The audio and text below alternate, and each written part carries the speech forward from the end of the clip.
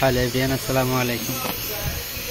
আমার সামনে ক্রাফটের একটা এসি দেখতে পাচ্ছেন আপনারা, যে পুরোটাই খোলা।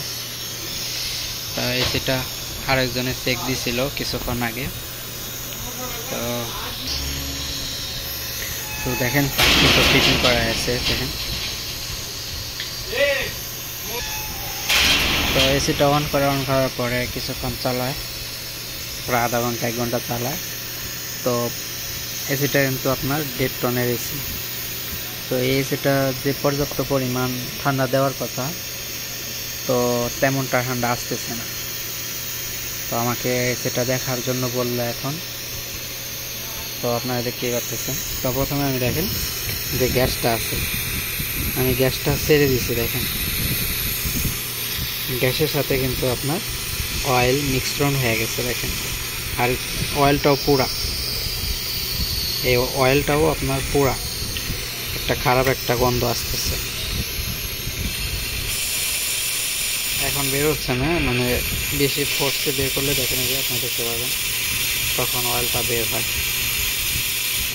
তো এই অয়েল থেকে আপনার পুরা একটা গন্ধ বের হচ্ছে। তো এটা ঠান্ডা না হওয়ার কারণ হলো আপনার যে গ্যাসটা ছিল পূর্বে, গ্যাসটার সাথে কিন্তু আপনার এই পুরা তেলটা, কম্প্রেসারের তেলটা মিশ্রণ হয়ে গেছে। হয়তো আপনার কম্প্রেসারটা হিট হয়েছে, অনেক হিট হওয়ার কারণে আপনার এই গ্যাসের সাথে অয়েলটা মিক্স হয়ে গেছে। মিক্স হওয়ার কারণে আপনার এসিড থেকে পর্যাপ্ত পরিমাণ ঠান্ডাটা আসতেছে। তো আমি এখন গ্যাসটা পুরোটাই ছাড়বো। ছাড়ার পরে ক্যাপিলারি চেক দিব। ক্যাপিলারিটি চেক দিয়ে দেখবো যে ব্লক আছে কিনা। যদি ব্লক থাকে সেক্ষেত্রে আমি ক্যাপিলারিটা চেঞ্জ করে দিব। চেঞ্জ করে এটাকে একটু ওয়াশ করব। তো এখানে ওয়াশ করার মতো কোনো নাইট্রোজেন নাই। আমি সামান্য গ্যাসের প্রেসার দিয়ে গ্যাস দিয়ে হালকা পরিমাণে ওয়াশ করার চেষ্টা করব। যদি দেখি যে অয়েল বের হয় সেক্ষেত্রে তো ভালোভাবেই ওয়াশ করতে হবে। আর যদি দেখি যে না, আপনার তেমন অয়েল বের হচ্ছে না বা অয়েল নেই ভিতরে, সেক্ষেত্রে আর বেশি ওয়াশ করব না, বা হালকা একটু গ্যাসের প্রেসার দেবো। আর সবচেয়ে ভালো হয় যদি অয়েল থাকে আপনার নাইট্রোজেন দিয়ে তারপরে যদি ওয়াশ করা হয়, সেক্ষেত্রে কিন্তু পরবর্তীতে চৌকিন হওয়ার প্রবলেমটা কিন্তু থাকবে না। আর এখন যদি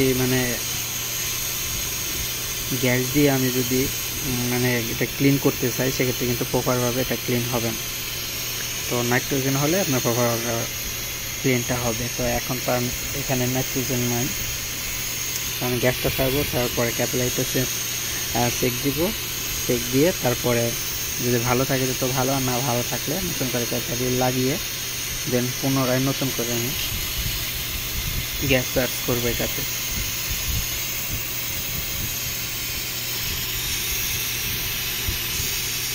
তো যারা আপনারা এসি এবং ফ্রিজের কাজ শিখতেছেন, যারা এখন পর্যন্ত আমার এই চ্যানেলটি সাবস্ক্রাইব করেন না, তারা অবশ্যই আমার এই চ্যানেলটি সাবস্ক্রাইব করুন, পাশে থাকা বেল বাটনটি প্রেস করে রাখবেন।